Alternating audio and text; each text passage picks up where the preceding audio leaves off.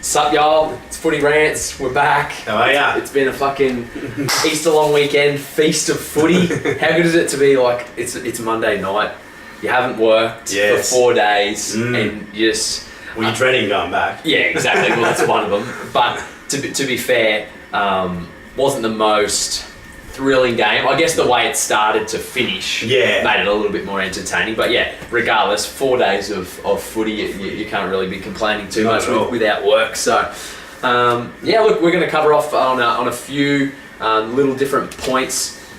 I guess more story topics from the week, and I guess the biggest talking point at the moment in the game is the refereeing standpoint. Yeah, that's been the biggest, and the penalty count. Yeah, well, it's shifted the way the game has not only been played, but how it's being viewed. Yeah, and I guess the hard part when you're talking about a professional sport is, for us, we are fans. Yeah, that's right. So we are here to be entertained. It is a sports entertainment. It is just about. Yeah, exactly right. We're here to be entertained. So,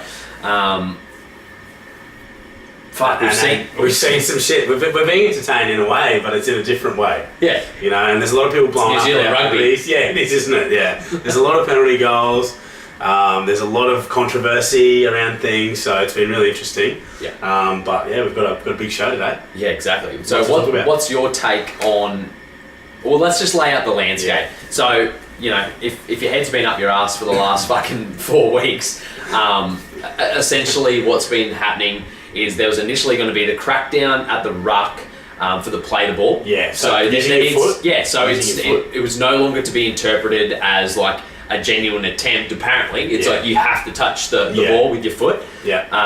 And you have to get to your feet also before. Correct. So you can't have a hand on the ground while you're playing the ball. You can't plant the ball down and get up with the ball either, which they did enforce that many years ago, then they stopped. So they kind of just thought, we're going to clean up the ruck. Yeah. And they've done it. Yeah. They've stuck to their word in terms of giving the penalties. I think the players thought that they were just going to, whatever, you know, because they do that every off-season. They give them a list of things they're going to crack down on. And I think up until this season, it's always been a bit of whatever. And now they've actually started to do it. But then as a consequence of that, the ruck had slowed down. Yes. But we still had the cheekies not going back to 10 metres or leaving early. Yeah. So the referees have gone, well, we've fixed this area, but now it's actually advantageous the way that we have been refereeing the game. A ripple effect across the whole game. So now they've cracked down, they've doubled down. So they've now changed these two parts of the game, which for God knows how many years a player's been rocking up on game day and said, I will not get penalised for this. That's right. I can leave half a second early and I'm not going to get penalised. They even train that way to do that. Yeah. The coaches had it down pat. Yeah. And now there's just been a massive spanner thrown in the works. Yeah.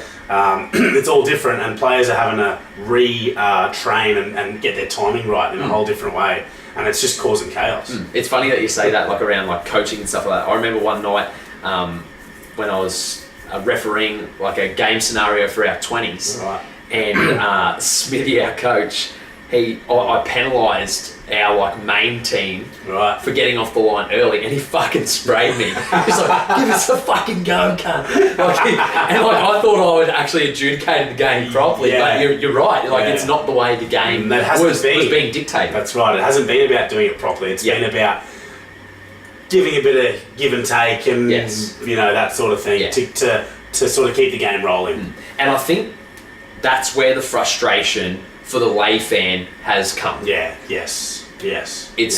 Well, we have been refereeing the game like this. I don't see it having an effect to a certain degree because of what we've seen. It's like everyone does it. You know? So why should I, the fan, be affected? And why does my team have to lose by a penalty goal? Because the thing that we sort of tossed up today, it sort of does end up playing into the hands of a team that's leading. In front. Yeah, anyone. As soon as they get in front, you beauty, give us a million penalties. Sweet, we'll just keep taking two. And whereas if you're behind... you know you've got to go for the tries. So they're going to keep tapping. Yeah. Take the tap. All right, at least, we've just given another set. But hey, everyone can get set now in our line. And until the refs start putting people in the bin, for repeat offences, which they do, they have been doing, but I think they have to do it a little bit more under the current system. like we said last week, we want to see another disciplinary 3 action, or 5 or 3 minute a defender gets put behind something the a little bit less line, severe than a 10, but it's like something where you could literally have 4 people off the field because of that. The last 4 sets, they've done that, and that's bad luck, you know. So, and that would be a massive change for the game. Yeah. But at the moment, if once the team's in front, it's like, oh, you beauty. Well, you know, we'll just keep hitting them too. Yeah, something needs to change so that we don't have like 12 to 14 minutes of dead space in the game. Yeah. Like there's a few games that I didn't get to watch live on Saturday night. Yeah, same. And I was just catching up on them. Like it's the beauty of having Foxtel and fast forwarding through it all. And the amount of fast forwarding I was doing. Yeah. It's like, I don't need to watch this. Yeah, I don't need to watch this. It's like ads. Yeah. You just fast forward them. It's crap. Like, and just think how much, like, I remember when I was at Redcliffe when we were going through the timelines of the games and how much stoppage there was during the last 10 minutes of every game. Yeah, right. Like it almost doubles. Yeah, okay. Yeah, it's just crazy how it just starts to slow down. Okay, yeah. There's a lot of game management that goes on. Oh, exactly right. And that happens in every sport, but we made the suggestion the other day, or someone made the suggestion, should we have injury time? Should we have stoppage time? Should we have extra time added on to a game of rugby league, just like they do in football, soccer, you know, to allow for that? Because that then takes away the gamesmanship in a way, because it's like, you can waste all the time you want, but we're going to get that time back. Yeah. I mean, that's something that maybe we need to think about. Yeah, and I've sort of gone, because obviously anything's a good argument, you should try and pick apart your own points, and I sort of delved into that, and my sort of thought around that is you see anytime a game goes to extra time, where that into the next week is like, well, how is that going to affect them having to play 90 minutes? You know, you've got football, which is a running-based sport, and that you can manage those loads. Yes. You can't really manage collisions too much. Yeah, true. And what happens when we start getting injuries in, you know, when it's 80 minutes and 1 minute, and people go, oh, you know, if that rule wasn't in, they wouldn't have happened. And we could have just called the draw a draw. Is that the way we go? Is a draw a draw with golden point? Like, you know, like... there's just so many things at the moment. Yeah, well, it's like we said last week, there's so much minutiae in our game that dictates how... There's so many systems within systems within systems. It's not an easy game to regulate or to make decisions around, because it's so much subjectivity in it. Yeah, and there's so many things happening, and there's so many rules and that sort of stuff, so it's a tough one. Yeah, I don't know. But as a fan, I can sit here and say, like, the first 3 games were thoroughly unentertaining. 100%. Unentertaining. Do you feel like maybe there was a whisper from NRL, the referee's boss, after those first 3 games, oh boys, let up a bit for the rest of the round? Because I swear there was just like a distinct line, like after Friday night's game. We've seen 20 to 30 penalties for those, and now around 15 to 20. We saw around 15. So 30% decrease. Yeah, it's a big difference. Yeah. Like the game we just watched, I don't think that was I don't think that was ruined by penalties. I think it was relatively free flowing. Yeah, and I think that was more so of the one-sided nature that it was sort of like all Tigers, then all Para. So it was hard for it to become congested, but there's a lot going on. But what about some of the injuries on the weekend? We've seen some names go down. You know, we've seen some ACL injuries. So Moga, Siranen, Kalepi Tunganor. We've seen McLean potentially for the season now. They're talking with this foot injury. Tommy Trbojevic out for 2 weeks with an ankle strain again. Who else have we got out there? Dale Finucane with the broken finger for 4 to 6 weeks. Like, that is some money on the sidelines. Yeah, mate. There's so many injuries. There's so many injuries in our game. Can you imagine being a coach? Imagine being the coach. Like your team, you know, you plan your year around a squad. Or Paul Green's 1 from 4, and his biggest signing is out for the year. Yeah, exactly right. Yeah. Oh man, talk about a headache. Hate to be his wife. And his dog. It's a real headache. But look, it'll just bring in other people into the first grade. We'll probably see some other stars come through and capitalise on those injuries. Yeah. What do we got? How would the Rabbits win without Bob penalties? Good point. Ask Gabrielle. They need all the help they can get, the bunnies. But we'll get to them. Yeah, exactly. But what about the Lord and Saviour Cameron Smith being shown his merry way? Mate, I think that was beautiful. I don't think it could have been. It was a beautiful moment. Yeah, I don't think it could have been done at a ground. Yeah. More adept to seeing Cameron Smith get turned in. Yes. Shark Park. Yes. Just see the big fat slob with his fucking his beard hanging out. Damn word. Fucking cheek. Yeah, they just love it. It was great to see, actually, to be honest. Just to see, I think it was like just a real, I think it was like just a sign of the times this year. Yeah. It's almost like the refs are just saying, no one's above the game anymore. And it's like, just created this real crazy dynamic. And to see Smith go off out of everyone was just, I liked it. It was the first time.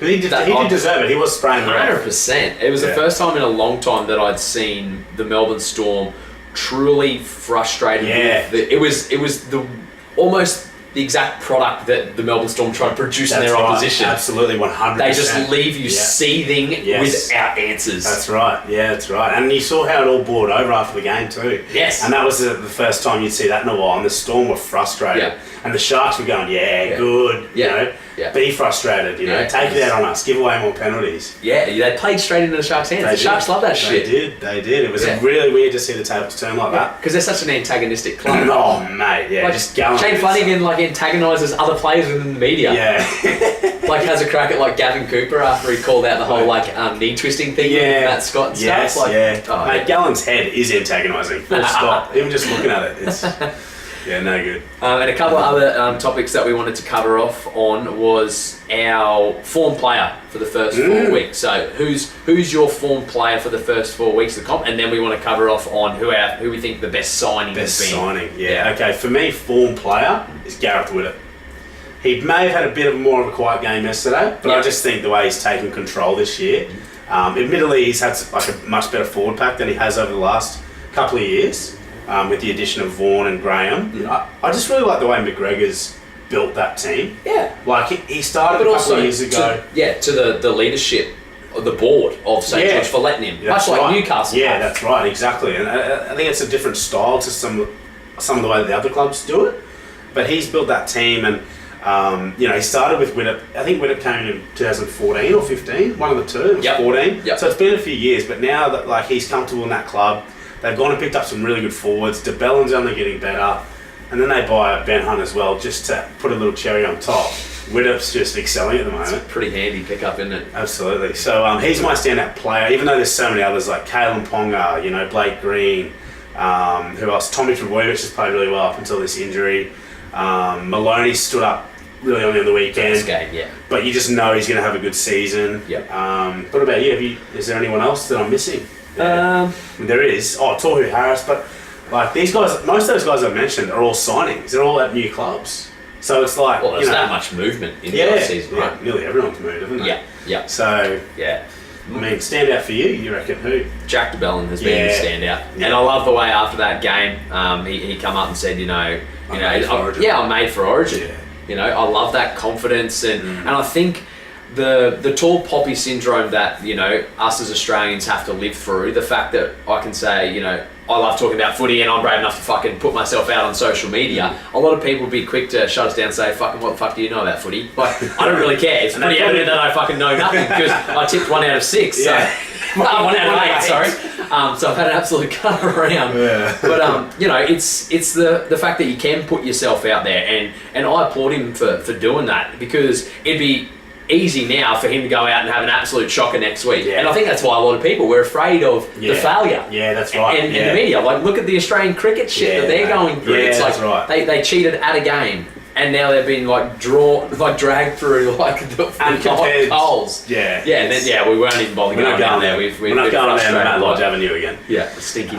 Yeah. But for me, Jack DeBellin, his intent in defence, but an addition that I'd like to see, and it's been cool to I guess give the pressure back off James Graham coming into the club. He's been playing that pivot role that James Graham was playing at the Dogs 3 years ago when they made the grand final in 2014. Yeah. And to bring someone like James Graham into the club, and then not have to have that pressure of we know you have this skill set, you need to perform. It's right. What do you want to do, mate? Yeah, so we've already got people doing this. We've got some stuff here, and got blokes picking this up and that up. It's just a very well-rounded production at the moment. It is, isn't it? It's all working really, really well. It's bringing the best out of all the players too. Nano McDonald's having a ripper of a year, and Nano McDonald's a great player, and he's just freakishly fast. I think he's 110 kilos. Yeah, dude, he's a big boy. But the skill he's shown, and teams that aren't doing well wingers don't pull off the tries that he's been pulling off. Like, he's just been pulling them off. He's been putting them down in all sorts of situations. Yeah. Other players have been rising up as well, like the younger guys. Even Tarek Sims has found a new sort of, he's come about on leaps and bounds this year. Yeah, the thing that I love about the Dragons is the diversity from left to right. Yeah. It almost left to right is a contrast. Yeah. Then a McDonald, and then you've got Nightingale, you've got Ewan Aitken, you've got Laffey, you've got Hunt, you've got Witter, you've got Vaughan, you've got Graham. Do you reckon that's intentional? How could it not be? Yeah. How could it not be? That's a good one. That's a really good point. Graham and Vaughan in the middle there. It's so good to watch. It is so good to watch. So de Bellin's the form player for me, and signing, it's got to be Blake Green. Yeah. You know, who expected the Warriors to go out and win that game? No one. Especially without Sean Johnson. No way. You know, like not a chance. Just draw a line through them. Like, if a competitive tick in the box, well done. You were competitive this week. Yeah, that's right. You scored a couple of tries. You know, you didn't let everyone down completely. Because first time they've ever gone 4-0 ever. Yeah, wow, that's crazy, man. Yeah. Okay, well, mine, I love Blake Green. I think he's a great signing as well. But just to be different, I'm just going to go with Callum Ponga. Yeah. Because he's been killing it as well. The Knights are 2 from 4, but Ponga's just been everywhere, man. He's just been outstanding. His footwork, his speed, his playmaking ability. I knew he was good, but I didn't think he was this good.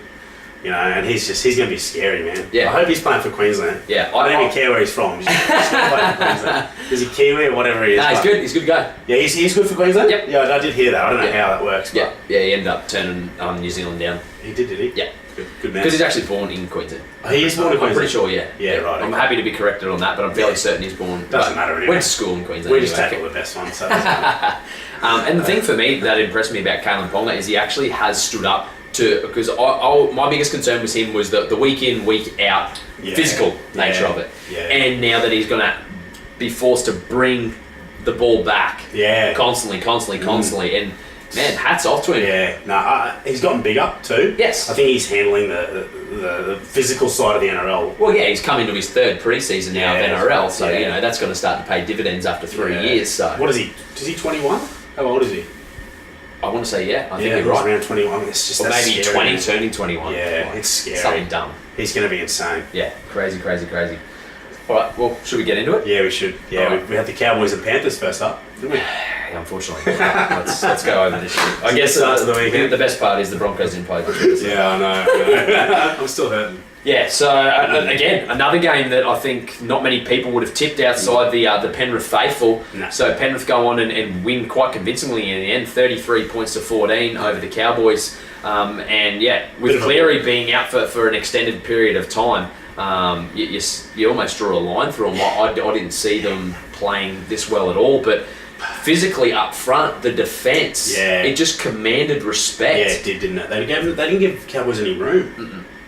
It was an amazing display from James Fisher-Harris defensively. It was good to see him start to come into his own. He's had an injury-ridden start to his career. He's had a couple of. I think he's got a few caps under his belt for the Kiwis. Yeah, right. Yeah, he would. Off the bench. But then, the little hiatus through injury last year. Both him and Kickow sort of had to do it the hard way through reserve grade. But now we're seeing those fruits of all that hard work at the Panthers and. Mate, Kickow, he you called it before the season started, and I didn't even know who he was, and I put him in my fantasy team. Because he had that good World Cup campaign, right? You know, he's been one of the best in my fantasy team, he ran a great line off Maloney. It really just was to score that try that he scored. It really just was a case of Maloney saying, "All right, Cleary's out. Well, I'm going to step up." Yeah, and he just stood up and did what Maloney does. Every club he goes to, he makes him better. I don't know what it is about him, but he's just done. He's doing it again. Yeah, he's a winner, isn't he? He's a competitor. He's a winner. Yeah, he's doing it again. I thought without Cleary he would struggle, but it didn't seem to make any difference. And then steps up. 4 from 4 for conversions and tries, 4 from 4 penalty goals, and smokes a field goal just for luck. And scores a try. It doesn't get too much better. It really doesn't. The concerning part for me is. Just the little areas of the game for the Cowboys that that they would have addressed. And Paul Green came out in the press conference and said that he felt as though they reacted in the areas that he required them to. Mm.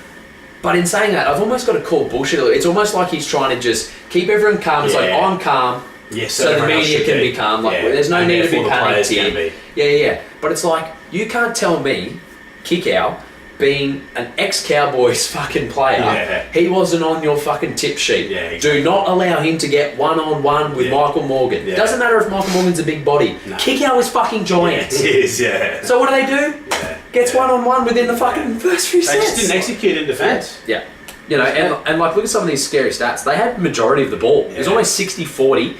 They completed quite well, although that's what Penrith, you know, limited opportunities, 42% possession, but completed at 85%. Yeah. Cowboys are only 76, so 31-41, whereas Penrith completed 29-34. You know, they had more post-contact meters. They had more run meters. They had more line breaks. Yep. They had more tackle breaks. Yep. They had everything. Kick return meters, everything they had on their favour. In their favour. It was just in those key moments in defence on the line. Yeah. And you can talk about, you know, the Maloney try. It was the deflection off Morgan's foot, and then all of a sudden you're down 14-0. That's right. Yeah. You know, that does make things hard. I get that. But at the same time, these fundamentals, these stats lead to points. Yeah, they should. And they weren't there. Especially when you got players like Jonathan Thurston and Michael Morgan in your fucking team. Jake Granville? Yeah. Carlin Hess? Yeah, there's no excuses, Cooper? man. There aren't. There are zero. No. And I think the scarier part is, where does it come from? Yeah. Where do they improve? Like, we can go and look at these performances, which we'll break down from the likes of the Broncos, and we know where they didn't perform well. Yeah, it's like a bit more straightforward. At least you can say, oh, that's that. We need to improve that. That will lead to a win. Yeah. Those stats say you should have fucking won. Yeah, what does Paul Green do? What does he walk in and say? All right, boys. Well, you know, you had more line breaks, you had more tackle breaks, you had all possession. Yeah, you dropped the ball a few more times, but it's hard. Yeah, but I think the response that he has had, you almost have to do that. Yeah, I don't know, boys. Yeah. We've just got to stick at it. Sometimes we don't know answers, and sometimes not having an answer is the answer. What I will say is the Cowboys are a team that can do that, though, and they can work through those periods of diversity. Look at how they made the grand final. Yeah, exactly right. Yeah, it's almost like that's why they're failing. Yeah, they don't have an excuse. Yeah. It's not the mentality of a North Queenslander. No, the North Queenslander loves to be the underdog. Exactly, they love the diversity. Like, look at they get smashed by fucking cyclones constantly. Like, just the people that live in North Queensland are used to adversity. Absolutely, droughts. You know, I've got no fucking livestock left. Like, Absolutely. They used to have their backs up against the wall. Definitely, and I think they're really struggling because it's like, we've got the team to win it now, and we made a grand final last year. What's our excuse? You could argue that they're now the big brother of the Broncos, almost. Like, in the last 10 years, they have been. Correct. The tables have definitely turned massively. So it's a tough one for him at the moment, but I've got to say, Thurston's been playing rubbish, man. I'm his concerned, man. And I don't know what it is. I think I spoke to you about it during the week, but is it his body? Is his body holding him back now? Is he getting a bit... That's obviously going to come into play, but I think that's a... Is that a cop-out? Or is that just a... I think it's too harsh a criticism to say. Like, you play around enough.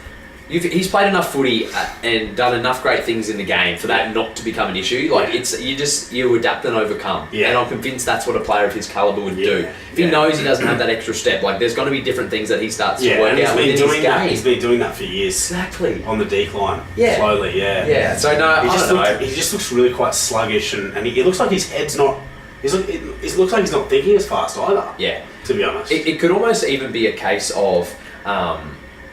It's like we'll get to the Sharks game, but we were speaking about it earlier today. They were missing Moylan and Dugan, who are their two key signings, and they knock off one of the premiership favourites without the reigning premiers. So it's almost like, well, we don't need these changes. We got this. So it's almost like they've come back with all these key players in Scott and Thurston, new signing in McLean. Yeah, and it's like, we made a grand final without you. Yeah. It's like well, Morgan's like, it's almost like he loses his identity a little bit. When he has to play second fiddle. He adapted to becoming the leader that the club needs him to be once Thurston moves on. Because as soon as they moved him to fullback, he started playing better. Looked good. Yeah, that's right. Looked real good. That's right. Do you leave him there? Well, I've said it a couple of weeks ago. I'd play him at fullback. I think why you don't have to? Why you don't have Coots? A big body. Even though Coots available. Yeah, exactly right. He's a runner.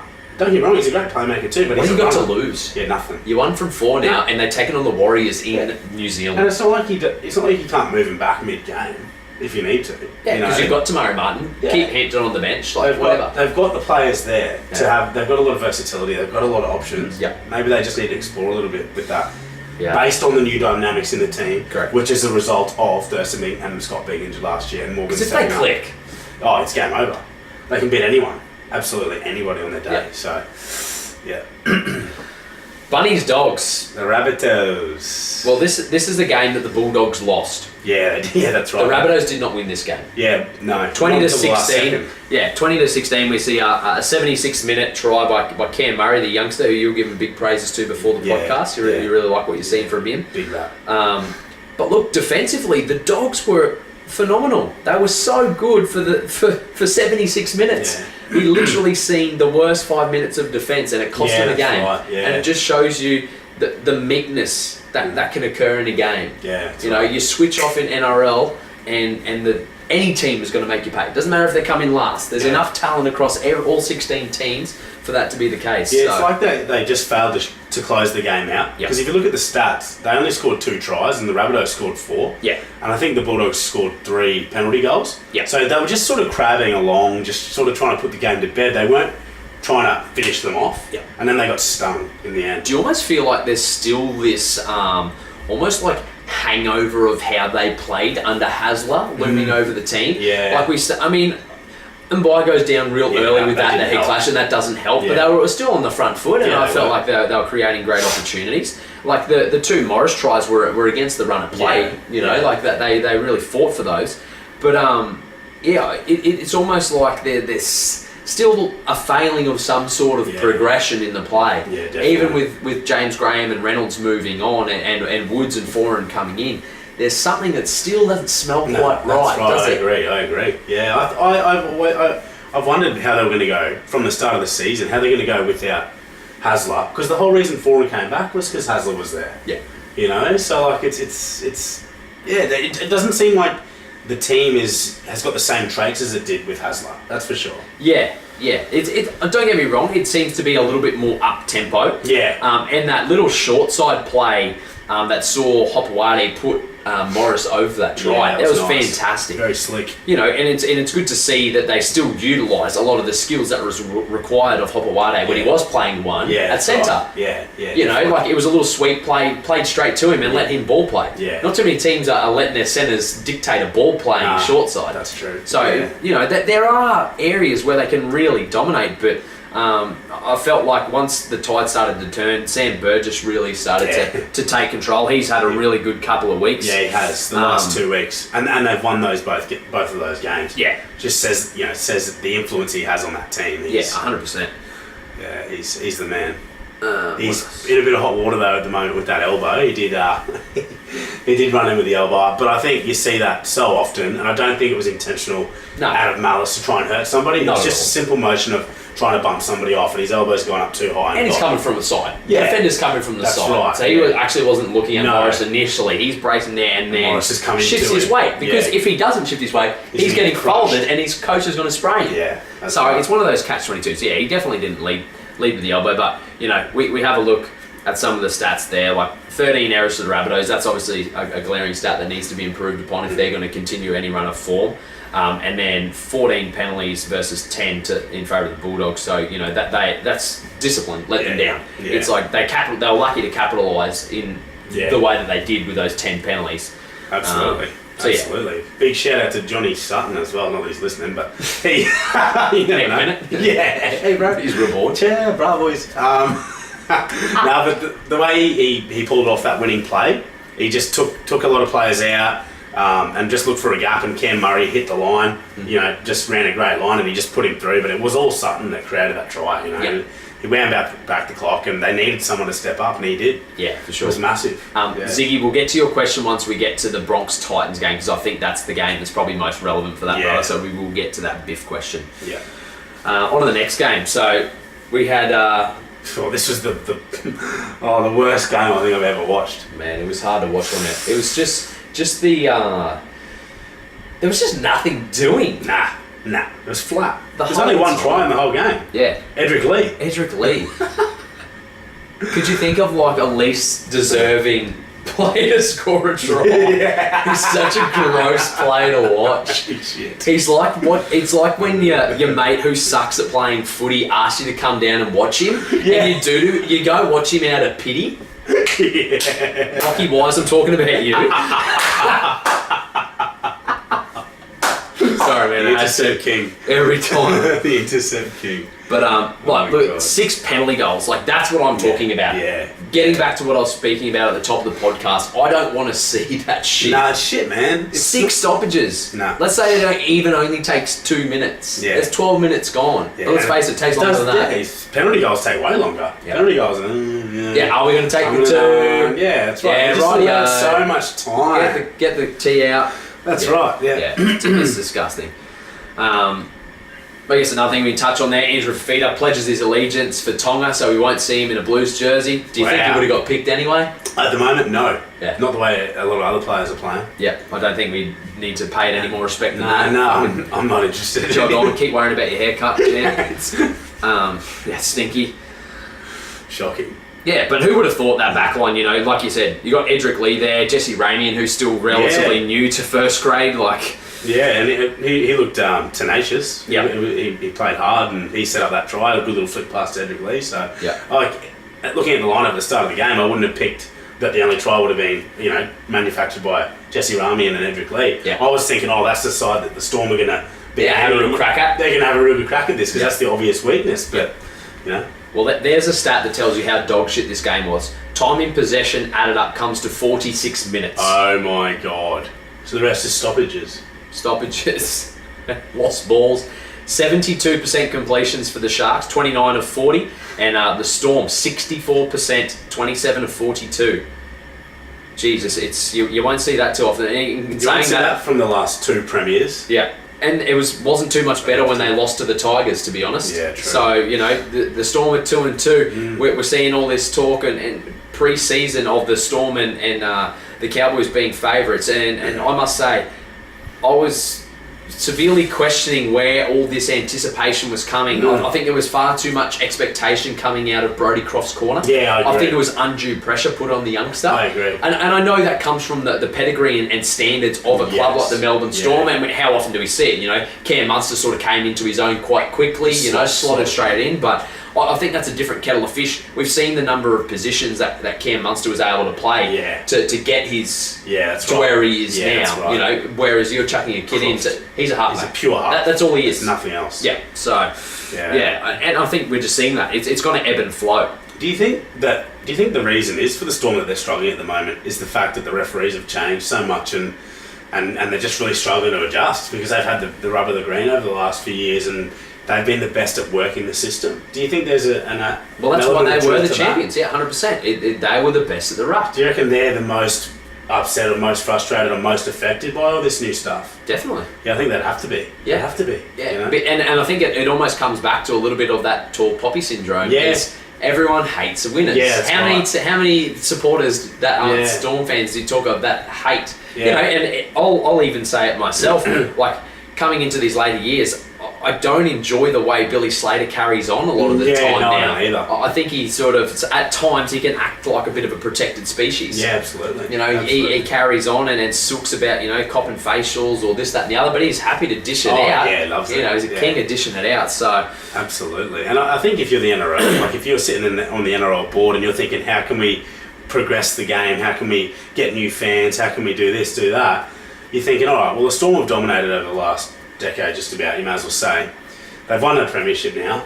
Do we just mix it up a bit? Do we just change it? Because they've taken over. I want to see some other teams win. Yeah. I want to see the likes of the Warriors, the Tigers, these sort of teams, the Knights. I want to see them have a chance to flourish as well. And maybe if we do change the rules a little bit, we'll see the Storm not as, impenetrable. Yeah, and to be honest, like as a fan, you want to see a team regress and then watch them build themselves back up. Yeah, that's true. You want to see that evolution of a club go through those ebbs and flows because that's what makes the game entertaining. Definitely. And I think we've done a pretty good job of having, there's been no one back to back. Yeah. In the modern modern game. Yeah, no. So since the NRL has been in existence, there hasn't been back to back. So that's a pretty phenomenal stat, That is. When you're looking at the overall. So 92-93, Broncos was the last team to go back to that. Yeah, or if you consider the Super League, it's 97-98. Yeah. I count it. Yeah, nice Anthony Mundine. I bet you if I can still hold on to your fucking medallion, cunt. Fuck out of here. Right, let's brush over that game. That's terrible. Wow, Warriors! What on earth? Warriors! Fucking Jesus, 30-6. Yeah. 30-6. Are you serious? Latrell Mitchell scores after 2 minutes, and I'm going, oh yeah, that's fair enough. Warriors don't have Johnson. This will just all go to plan. My tips, they're terrible, but I'll be able to salvage this one. You know, Yes. that's what I'm thinking. Yes. Next thing you know, they start scoring. Oh, I'm thinking, oh, here we go. And they just got a roll on, man. Yeah. And they look so fit. How fit do they look, the Warriors? They're super, They look more super fit than any other team, and that's like usually they're like the least fit. I think Stephen Kearney's just been drilling them. Yeah, and we sort of had that conversation today, and I want to express it on the podcast here, is that leadership quality of having a Kiwi. Yes. More specifically, a Maori. A Māori, Yeah, so not having a white Australian male there, because at times, like, you just got to face facts. Facts are facts sometimes, that the cultural difference across races, it's going to create vacuums in certain areas. Definitely. It's just the way it is. It's not to say that there isn't fucking white blokes that can't relate to black blokes and we can all move on and get the best results. You know, if I'm being completely honest, like, I probably have the best relationships with like my Maori blokes and my Indigenous players. Like, I love getting along with all those guys. I love seeing the difference in culture and the real family vibe that they always bring to it. I think it's super important, and it helps dictate I guess the dynamics of a squad at times. Definitely. But sometimes it can go too far and you forget, hey, sometimes I do need to spray you because this is a game and we're trying to get this result. It's not all about just having a laugh. That's right. Yes. So, you know, it does have to ebb and flow, and I think Kearney, being that older male, they really look up to him. That's right. You know, he's got the respect there. He's got the runs on the board. He's relatable. Yes, he built and he was a part of that empire building for the Storm in that initial era. That's right. In the late 90s, early 2000s. Right. He was a massive part of that. Huge. Massive. Huge. And, you know, he's done his time under Wayne Bennett. You can't fucking do your time under much better than that. No, that's right. That's right. So, you know, he's got the discipline side of things there. Yep. But like you said, man, like, because we've seen them struggle with coaches over the last few years. Andrew McFadden just seemed like he'd always... Yeah, Matt Elliott. If he had any hair, he would have torn it out. Like, he was just always frustrated. Cleary couldn't get it done. Probably one of the closest. Yeah, he probably was. Yeah, that's right. And he is a top-notch coach. Yeah, for sure. So, but no, they just look confident. They look strong. They look fit. Playing to their edges. Yeah, getting wide. Pulu, like you're saying. Pulu, Tohu, Harris, man. He's got. Blair actually looks comfortable. Blair looks comfortable. Dare I say it? I don't mind watching him in an orange jersey. I don't mind. Yeah. I can cop it. Yes. Yeah. Look, I like him in a Warriors jersey too, just because he's not in a Broncos one anymore. But no, I think he's good for the club. He suits that club. He suits Stephen Kearney. Mm-hmm. He might be a big part of what the success they're having behind the scenes. Oh, definitely, mate. Because I know he's got a good work ethic. You see it on the field. Yeah. You know, so he's probably had a massive pre-season with them and really been a good role model for a lot of the younger guys. Mm-hmm. And look at that stat. The Roosters with less than 20 minutes of footy in their hands. Wow. And, you know, it just come down to fundamental... Possession, 62% to the Warriors? Yep, 62%. So, again... Over a whole game. 59% completion. So we've seen the Roosters and the Storm. Dreadful completion rates. Terrible. Not even close. I mean, you even look at the Warriors who completed 80%. That's par. Yeah, that's right. That's like par. That's a pass mark. Yeah. That's a pass mark, just. Good job. That might get us in the game. Yeah. And they've won by 24 points against one of the premiership heavyweights. A team that blew the opposition off the park last week. Yeah. They blew the Knights off the park. Phenomenal. Roosters, you know. But yeah, it just didn't seem to click this week, that extra pass. Like, I think they scored real early on and they just thought, here we go. Yeah, that's right. Yeah, good. Yeah. You're wearing a Roosters jersey, I'm wearing a Roosters jersey. We're going to premiership. Yeah. It's just too easy. Yeah. But it's a good little reality check for them. And, you know, it just excites me with where the competition's sitting at the moment, with how hard fought a lot of this momentum is going to acquire. So, to even see frustration on the face of a Cooper Cronk. Yeah, dude. It was humility for the first time in a long time. He had a little bit of a scuffle with Isaac Luke, and I sort of went, whoa, I think you're biting off more than you can chew there. No, bully. Yeah, you're going to have a crack. But I've not seen Cooper really be like that. Yeah. Very often anyway. But have a look at that. Like 500 post-contact metres in comparison to 281. Run metres, they've nearly doubled them. Yep. So less than 900 all running metres. So it's 100 runs. 100 runs. Wow. That's it. Wow. Yeah, they just rubbed them. They just rubbed them out of the game. And you know, like the Roosters were evidently their own worst enemy. And, I mean, where did that come from? Where did that mindset come from, the Warriors, to just... They must have just gone, you know what, we're just going to have a goddamn good dig today. Yeah. because we're up against the Roosters, right against it. Yeah, it really was. It was attitude, it was enthusiasm. I think that's the way the Warriors play the best, when they have that attitude and that enthusiasm about them. Yeah. And then if they're lucky enough to execute on that day, they can beat anyone. But I think it was the fundamental nature of, you know, getting through. Like, we don't have to necessarily play straight to an edge, straight. Like, we don't have to go shot for shot straight away. And having that maturity from Blake Green, it's almost like he's like that dad that's like, oh yeah, you can go play down there. Yeah, but you're fucking back at this time. Yeah, that's exactly what it is. You know what I mean? That's so exactly it's almost like they're not just looking for that dumb offload because we're the Warriors, we offload. No, and if it comes off, it comes off. They know that there's something being set up behind them for the next play, so they respect the ball. Yeah. And Mason Leno, didn't he fucking stand up? Yeah, man, dude. His kicking game was outrageous. Well done. Yeah, well done to the young fella. And like we were talking this morning as well, for someone to have the, I guess, the respect for the jersey, to stay at a club knowing that as long as Sean Johnson's fit, you're never going to be playing first grade. Because like, it's literally been, Sean Johnson is the kingpin, and they just sign a 6 around him. Yeah. We've seen, you know, Townsend come and go. You know, Jeff Robson. Yeah. Crickets. You know, we've seen all those players get recycled through the system. Yeah, definitely. And for whatever reason, they don't think that he's the answer. Yeah. Like, why has Lenor not been the answer? You know, we've seen Lolohea come through the system. Hingano, like, there's been so many that have come through. And they've, but they've still kept him on the books. They have. That's what's interesting about it. So it's a weird dynamic. It is weird. Yeah, it is weird. It's going to be interesting to see how that folds out. Yeah. How much longer was Johnson out for?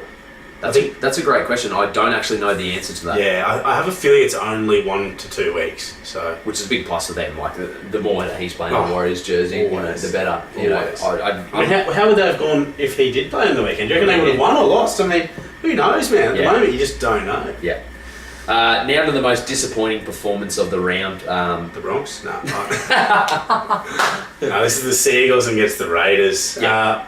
I'm just going to start off real quick with what Ricky Stewart said after the game. Yeah, go for it. He basically just said that was disgraceful, that's embarrassing, that was embarrassing. Called him soft. He called him soft, he called him weak, I think. Yeah. Or if he didn't, I'm doing it. But you know, he basically said that they should be embarrassed to wear the green jersey. That's what he said. Yeah. And that's rough, but man, they never looked in it at all, did they? No. And you know, I'm going to come out and say it. I think Leilua and Rapana, they need to be dropped. Like they're and I don't care about there has to be form. Exactly right. There has to be a line drawn in the sand at times when players that can win you a game out of nothing versus an attitude and energy that they bring to a team, the cancerous players. You know, we've seen the likes of Chris Sandow being fucking handed around like the town hall at clubs, you know what I mean? Because of his fucking attitude towards the game at times. Yeah. Like, it's like we were talking about this morning, when everything's peachy, it's all happy days, brother. We're fucking ready to roll. That's right. And I really think that Ricky Stewart is having a tough, hot time relating to these guys. We go back to what we were just saying with the Warriors. Exactly. That's where that discussion It's a cultural started. thing. He's a middle-aged white Australian male who came through the rough and tough 80s football for the fucking Bulldogs. He had a fucking mullet. Yeah, dude. Like, the sickest cunt ever. Yeah. You know what I mean? And like, one of the legends of the game. But these kids, they don't watch the game like you and I do. Like, we go back and like, the man. They don't care. They're like, I guarantee you those guys don't even watch footy. No, they probably don't. They don't even watch footy. They're good at it. It makes them money that they can help their family with. And again, it comes back to family and culture. That's right. Yeah, exactly right. When things aren't going well and you get that bit of friction, a little bit of cultural friction as well. Yeah. You see the attitude of those players go down. Kicking cans. And we see it kicking cans. They can't take responsibility. It's never their fault. That's true as well. Yeah, you're right. And I saw them blowing up at Blake Austin one game last year. Yeah. So I knew there was definitely 100%. conflict. They're definitely guys that aren't liked by everyone in the team. No, that's right. There's definitely people. There's like little groups. Yeah, and they are a group. Yeah. They're a clique. There'll be a few others with them, and then there'll be another side. And when you start getting that in top grade teams, oh no, it's gross, man. It's not good. It's not good. Yeah, I really feel for the Raiders because you know it is such like a loyal fan base there, and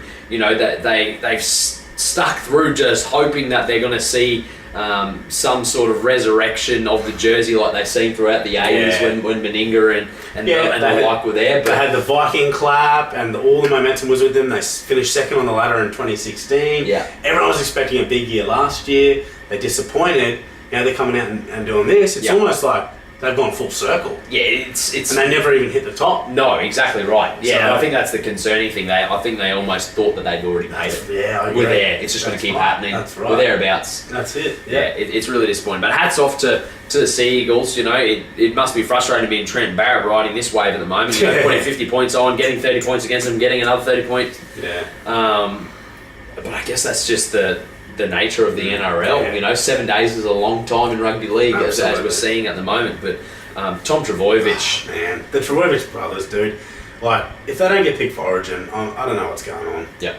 Their future. I honestly think Jake Trbojevic will be the future Australian captain. Yeah, I can't argue with that. I like that. I love him as a player. And I think it might have been Brandy made a really good point. Someone made a really good point on Fox Sports the other day about how good a bloke they are as well. They seem super respectful. They're super respectful. They're Sea Eagles juniors, like they're from that area. They respect the fans respect them. Yes. They are the heart and soul of that team. Yeah. You see them after the game with all the fans, the way they treat them, or they treat everyone equal. Yeah. They are just a real... They're a shining light at the moment in the NRL, especially for the Sea Eagles. Yeah, 100%. They're like... You see them, they link up as well, you know, Tommy makes a break, boom, inside ball to Jake, which is awesome. Oh, it's just their chemistry. It's great to see. Especially like fullback to front rower. Like, how are you the same blood? Yeah, exactly. How do you produce those two bodies? Exactly, different bodies, shapes. So weird. So weird. Yeah. But like look at that, 200 running meters, and then again I think Jack White, he's been the shining light in a really dark time for the club, you know, and it's a shame, you know, if the season really does go down the gurgler here. I'm not sure what his contractual case is, and I guess it's hard to make a case to really get picked up by a top 8 team when you haven't had necessarily opportunities. Like, and there's so many good fullbacks in the game. Like, where would he go? I don't know. Yeah, you know, Broncos, because Boyd's having a shocker this year. Yeah, like the Titans if Gordon retires. Like this. Yeah. You know, I can see that happening. Yeah, you know, I can see that happening. I think he loves. I know he loves Ricky Stewart, though. I know Ricky Stewart loves him. Yeah. But Ricky Stewart's persisted with him through a lot of errors. Yes. He's definitely been known for that. Mm-hmm. But you can tell that Ricky Stewart has a massive rap on him. Yes, for sure. So I mean, him leaving the club would be, I think, unlikely for a little bit. Yeah. But I don't know where he's at in this contract either. And if they have a completely poo year, you'd want to leave, wouldn't you? Well, look at that. Like 33 missed tackles, 12 errors, 14 penalties. Yeah. You know, it's you're fucking probably lucky that the scoreboard is the way it is. Yeah, 16 points down. Could have been a lot worse in the end. Definitely. Yeah, it's a long road back for the Raiders. You know, the Raiders and the Eels are both none from 4. We would have seen that with Parramatta. I've tipped in a win. I'm fucking. What am I doing here? Seriously, should just be eating or something. Fucking go on, son. Fucking sack myself. Yeah. Fucking wasting money doing this. Just costing me money. Buying cameras and shit. Yeah. That we can't even work. Fucking hell. I've just bought this brand new fucking 4K camera that I'm trying to hook up. We are recording with it, but who knows? The footage might get posted in 10 years for the amount of time it's going to take to upload it with the resolution quality. With our technical knowledge. Oh, Jesus. Please send help. Someone help us. Sad reacts only. This is my favourite game of the round. Yeah. The Dragons and the Knights. So Dragons ran away with it 30 points to 12. I don't think the scoreline was indicative of the performance of the Knights. They were a lot better than that. Yeah, they were. You know, they sort of just lacked the direction towards the back end of the game. You could see Brock Lamb come up with a few fundamental errors at key times in the last 20 minutes, and it sort of showed on the face of Mitchell Pearce. He sort of felt like a little bit frustrated, knew he couldn't blow up. But he was let down. Yes. He got let down. Yeah, he sort of just sucked it up. You could just see, there wasn't a verbal blow up. It was just, it was written all over his face. So, obviously the big injury there to Moga. As he scored. Yeah, it didn't look good, that. Yeah. Oof. But again, I don't think there's too much more to cover off on with the Dragons. We sort of frothed on them at the top of the podcast, and I could just froth them all day at the moment. Yeah, just the ball movement, like we said, the contrast with the left and right edges. Yeah, that was a really good point. Yeah, they're doing it so well, and some of the catch pass so crisp. It's just and the forwards too. The skills they're showing as well in the middle with the ball. I think they're just dictating the attributes you need to be successful. Yeah, you know, it's leading the competition. Yeah, it is. Yeah, and it's not overly complicated the way they're doing it, is it? They're just working hard and turning up for each other and keeping the ball alive when they need to, and they're tackling hard. Fit like the Warriors. Yeah, they are very fit. Bellum looks real chiseled, eh? What is he on? Is he on Hanover or something? He looks married. Yeah. Oh yeah, man. Yeah, but some of the contact, man, like him and Vaughan were just pulling off bone rattlers the whole game, man. You hear it and you go, whoa. Yeah, I felt as though the Dragons and Manly's contact was probably the best of all the teams throughout the weekend. And it's good to see that, because for the last few years, I feel like we've lost a bit of contact. Yeah. Because it's more about the wrestle and getting them down to the ground and things like that, or slowing it down instead of just getting in and hitting hard. Correct. And we can see there, so the completions for the Knights ended up with 67%, and undoubtedly Nathan Brown's going to be disappointed with that. Yeah, particularly after the way that they started the season with so much promise, and they weren't really in the game last week against the Roosters. They've sort of outclassed a little bit there.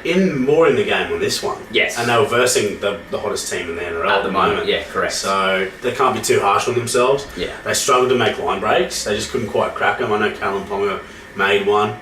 I think they only made two. Yeah, only made two. So they're the key things, when you're talking not even about the Dragons of this year, even last year. I mean, they're renowned for their offloads. So you see 15 offloads from Dragons. Like, that's going to be a tip sheet for on every NRL team when they're coming up against the Dragons, is the offloads from all those players. Has to be. Vaughan's got an offload, DeBellum's got an offload, Graham's got an offload. They all love promoting the football. Terry Sims is quite unorthodox. Yeah. Isn't it? Sometimes he can come up with offload, sometimes just try and run over the top here. Yeah. So he's hard to pick. And he's this try was really good too. Yeah. Stepped up in place of Thompson for sure. Definitely. Yeah, it's taken him a few weeks, but it shows just what momentum and confidence does. It's infectious. Absolutely. Just like losing is. Absolutely. Yeah, absolutely. Got anything else there? Yeah, giving away, the 13 errors, that's pretty much it. It's just that ball control. The penalties was the lowest we've seen, 15 penalties for the total game. Across the board, not too bad, and I think that's why, to be honest, after comparing that to the Sharks Storm game, it was pretty evident as to There's why. There's no doubt that more penalties equals a worse viewing experience. Yes. I'm just reluctant to have a knee-jerk reaction to the reaction. Yeah.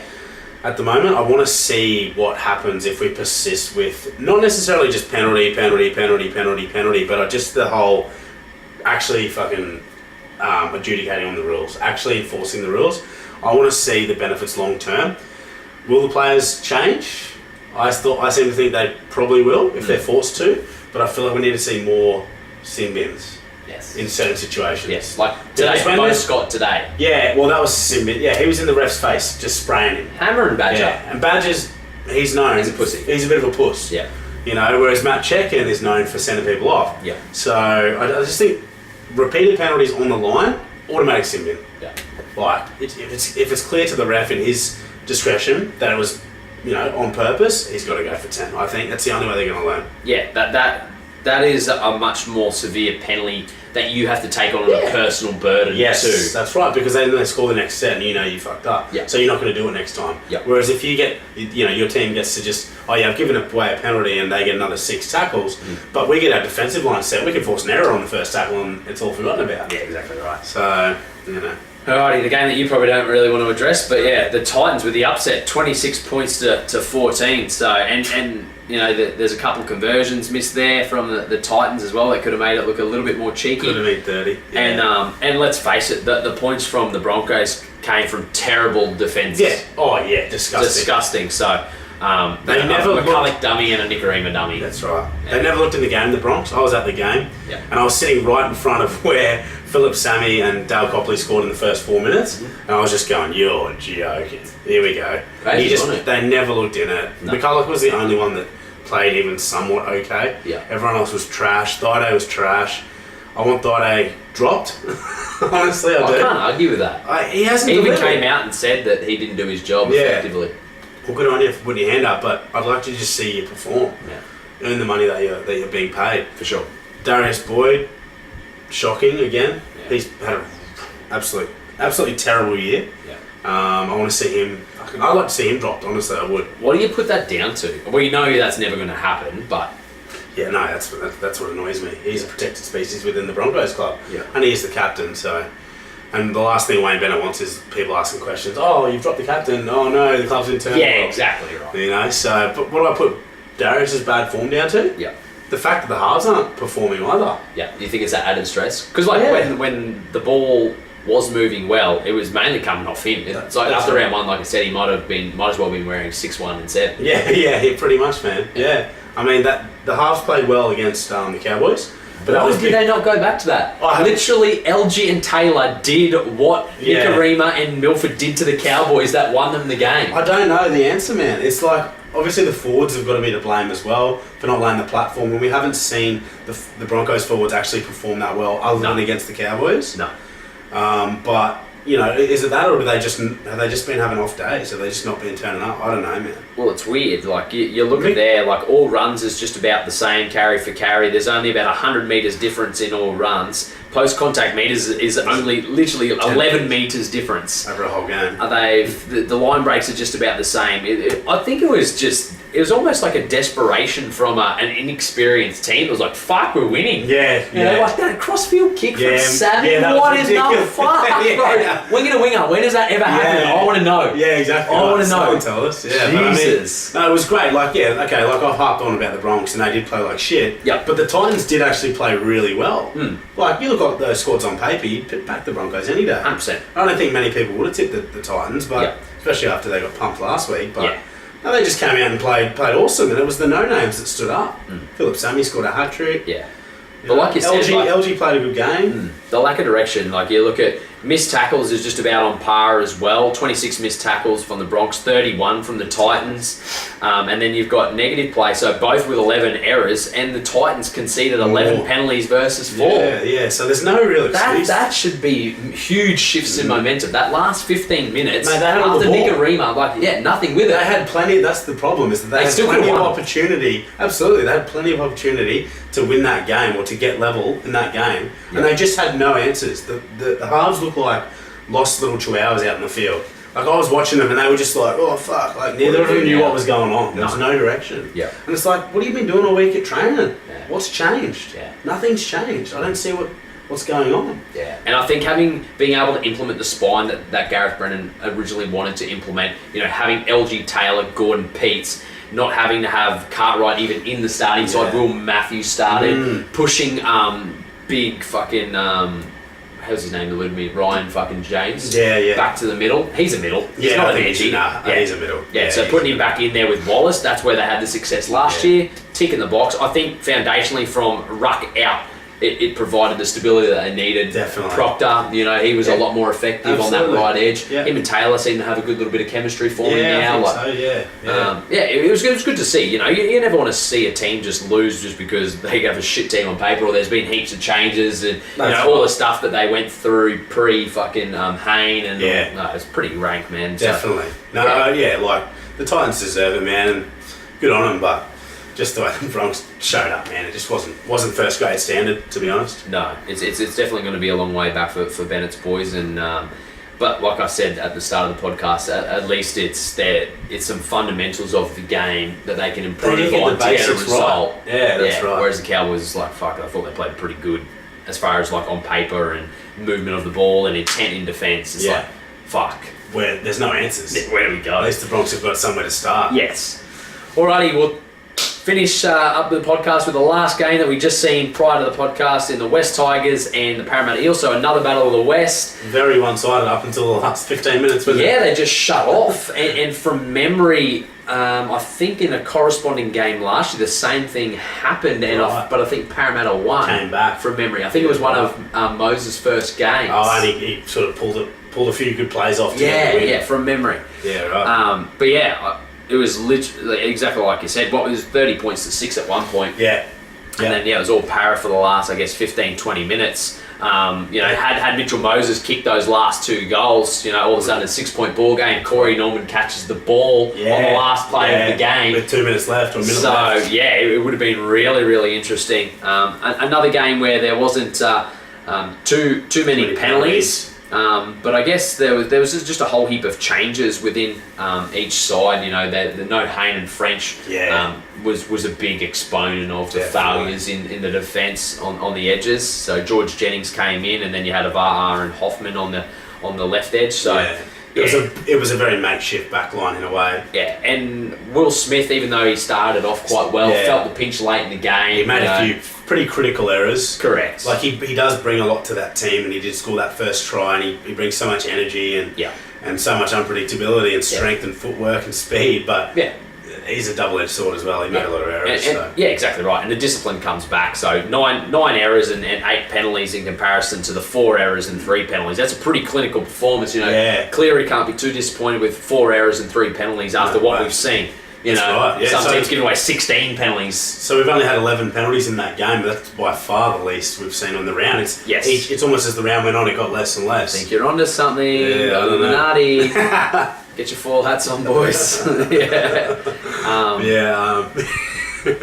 just controlled the game. I don't think it was necessarily anything crazy that we've seen from Brooks or Marshall. It definitely wasn't as thorough, but I don't think that they needed to be because Parramatta were their own worst enemy. They just didn't look in it, man. To be honest, Parramatta honestly didn't look that interested at times. Like, there was a time when I think it was 24-6 or something, and they got a scrum. It was 20 minutes to go, and they were behind by a few tries, but they're down. They've lost their first 3 fucking games of the year. Yeah, and the Tigers around. Well, Tigers had made an error, and they had a chance to pack the scrum quick and get on with it. Yeah. Like, we're our backs against the wall, but we can win this game. Let's get in there. Kenny and they're just thinking about which bloke he's got to kiss next. Yeah, exactly. And they're all just, bro, like they're just sort of just fumbling around the ruck, not doing anything. It's like, pack the scrum, let's go. Yeah, you know, like they just lacked urgency. It's like something, I don't know, man. There's a definite attitude problem there at the moment. Yeah. The only time they started to really care was when they realised they scored 1 more try. They didn't manage to jag one,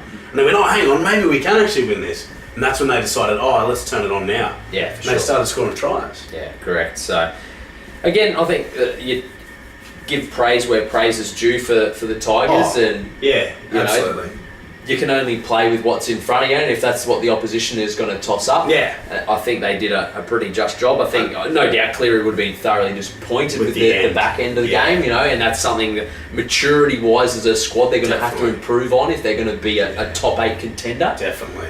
Which I think at the moment they are. They are. They've got to be in the conversation. I think them, the Tigers and the Warriors, who were by far the 3 most disappointing teams in 2017, of all of a sudden, I think they can. Yeah, absolutely. They can. I don't think that all 3 will. No. Someone's going to miss out. Yes. There's a lot of teams at the moment that it's crazy that you have to think that 8 teams are going to miss out. Yeah. Who are they?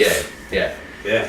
Could be the opposite this year. The top 8 could be the bottom 8. Like, anything could happen at the moment. Yeah. But I liked Matty Eisenhuth. He scored a good try. We were speaking about him during the game. He's big body. Big body, man. Just a good solid player. He continues to develop. He's got rep on his potential. For him. Yeah. You know, there's potential there. You know, a few more things have to come in. He definitely hasn't exploded onto the scene, you know what I mean? But he's starting to gain attention. That's what I kind of like about him. He's kind of been under the radar a little bit. Yeah, and he's just sort of, creeped his way in, but he's going real good. And what else was there? I mean, Marshall's just been controlling the game quite nicely, hasn't he? Yeah, it's been a good pressure reliever for Brooks. Definitely, so he's been able to settle into his game a little bit. Because when you had Brooks and Moses, you had 2 young, dynamic... Halves, man. It's almost what the Titans are expecting of their halves, man. It's hard to do. That's true. It's hard to do simultaneously. It comes back to that dominant and, auxiliary half theory that's going on at the moment. It's sort of like you have one of each. And the contrasting nature of both players. Yeah. So, and I just realised we did forget Ziggy's question after the Bronx. So discuss the biff and the niggle. What, grabbing each other's headbands and shit. What I didn't like and what we spoke about was that I didn't like how the Broncos thought that they were better than the Titans, even though they were getting pumped. Like the way Josh McGuire was, carrying on, it was like, I play for the Broncos, sort of thing. Like, you used to play for the Broncos, man. You're fucking driftwood, you know. Yeah. Like you're dead weight that we had to get rid of, sort of thing. But mate, look at the scoreboard, champion. That's all that matters is right now. Man. Yeah. All that matters is right now. And look who gets the last laugh. Yeah. But as for players running in, grabbing each other, I think it's absolute trash. Yeah. If you're gonna run in, just throw them. Yeah. And I know you can't do it anymore, but don't run in if you're not gonna throw them. Yeah. because I think it's paved the ways for the little blokes to cause this niggle, and they know they're not going to get a smack around the ears. Yeah, exactly. So, you know... It's just breeding a shit culture. It's a shit example of what we should be doing, what we should be like. Yeah, exactly. You can't just go and run your mouth to someone and not expect to get something back. Yeah, and that's not to say, we're not here saying that we want people coming into the game that are going to go out there like you would in the 80s and be like, we're packing this first scrum and I'm uppercutting the fuck out of this country. Of course we don't want to see that. No. But if there's niggle going on, like, I think as far as that Sharks and Melbourne game was, it would have been far better served that Chambers and Gallen just had it out, let a few go, you're a fuckwit, I'm a fuckwit. Perfect. Yeah. Thanks, brother. I just needed that, man. And one of two things needed to happen in that game. Either that or someone got sin bin. Yeah. Or two people got sin bin. Yeah. And the ref didn't take control, and that's when we saw 80 minutes gone, and they all went, you beauty. And they're all into each other. After it. And it was blowing over for it's over, Will, it's over. It's over. It ain't never over. Yeah, fuck no, man. It was just, it went on for 2-3 minutes after the game, and that to me isn't a good thing. That's not a good look. No. Just because no one's throwing punches doesn't mean that it's a good look. Yes. Like, to me, having 26 players in the middle of the field grabbing each other's shirts and grabbing each other's headbands, that doesn't look good, man. That's shit. It's like a fucking South Australian AFL grand final. Exactly. It's going to be 0 or 100. Yeah. All right, I think we've ticked all the boxes. Yeah, I think we have, mate. And some. Yes, definitely. We'll be back. Yeah, we will. I think we'll sort out some sort of time. I think we may try and pencil in maybe like a late night Wednesday. So stay up, stay tuned to Facebook. Hopefully, eventually, I'll figure out how to fucking use a computer or something because I'm really battling. But yeah, there will be a YouTube version. I've got no idea how big this file's going to be. But yeah. In the meantime, you know, if you guys have any questions, we'll try to drip feed you some questions throughout the Facebook page as well, and get the community talking, because you know it's like we say week in, week out. We're trying to develop a community of rugby league fans who like to talk on this level. Yeah, you know, we're not going to have, like we say, we're not going to have the reach of getting NRL players on here or anything like that. It's simply going to be footy fans talking about footy. Yeah. And the more that we can involve all of you guys and get some, because you know we don't agree on everything. You know, we have some good conversations with mates about things that we disagree on as well. So definitely, that's all part of it. Yeah, exactly right. Yeah. I think that's the best part. Is it, like we said, there's so much subjectivity in the game of rugby league. So the discussion around it can't possibly be all smooth sailing either. No. So, but what I'd like to, we will put it up on the page. But I want to know from you guys is, can the Warriors win the flag this year? Obviously, they've started well, and there was a lot of talk about them in the last couple of years about winning the flag. Yep. But everyone sort of just forgot about them this year. There was Warriors are done. Warriors stink. Yep. Warriors come in this year. They've won the first 4. They're arguably the second best or the best team at the moment. Yep. So I'm looking forward to when they play the Dragons. I don't know when that is, but that'll be really good. But I just want to know from you guys, can the Warriors win?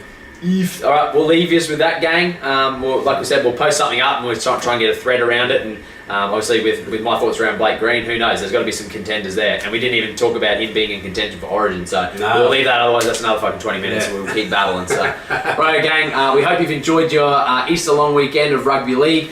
We look forward to being back in front of you again Wednesday night. So until then, take care and thanks for tuning in to Footy Rants. Peace.